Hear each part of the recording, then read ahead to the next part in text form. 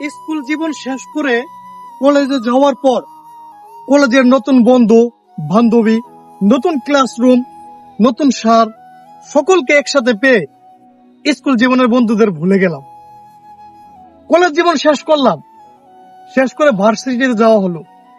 ভার্সিটিতে যাওয়ার পর আধুনিক জীবন, আধুনিক বান্ধবী, বন্ধু, সকলের সাথে ঘোরাফেরা, চাইনিজ খাবার দাবার, সেলফি, বিভিন্ন লোকেশনে গিয়ে সেলফি তুলে ফেসবুকে পোস্ট করে বিলাসিতা দেখালাম। কলেজ জীবনের বন্ধুদেরকে ভুলে গেলাম। ভার্সিটির সে বন্ধুগুলাকে আমাদের এলাকাতে নিয়ে আসি আমরা ঘোরানোর জন্য। দোকানে চা খেতে যাই, সে দোকানদারি আমার স্কুল জীবনের বন্ধু ছিল। ভার্সিটির সে বন্ধুদের সাথে সে আমার বন্ধু ছিল, এটা পরিচয় করে দিতে আমাদের লজ্জাবোধ হয়। একবার কি ভেবে দেখেছেন, আপনি যখন একাকিত্ব হয়ে যাবেন, আপনার বয়স হয়ে যাবে, একাকিত্বটাই ভিগবেন, আপনার স্কুল জীবনে সেই বন্ধুটাই আপনাকে সঙ্গ দিবে। আপনি যখন মারা যাবেন, আপনার শেষ জানা যায়, সেই স্কুল জীবনের বন্ধুটাই উপস্থিত থাকবে। কেউ কেউ কাঁধে নিবে আপনার মরার খাটিয়া। তাই আমাদের কর্মস্থল যে যাই হয়, স্কুল জীবনের বন্ধু যারা থাকে তাদেরকে কখনো ভোলা উচিত না, আর ভোলাও যায় না। আপনি এটা বুঝতে পারবেন, কখন বুঝতে পারবেন জানেন?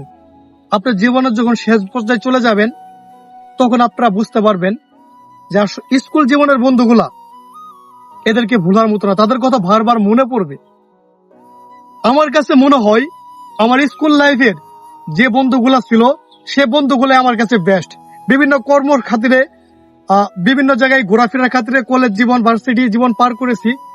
যত বন্ধু থাক, তারা স্বার্থের জন্য আসে, স্বার্থের জন্য চলে যায়। ক্ষণিকের ক্ষণস্থায়ী।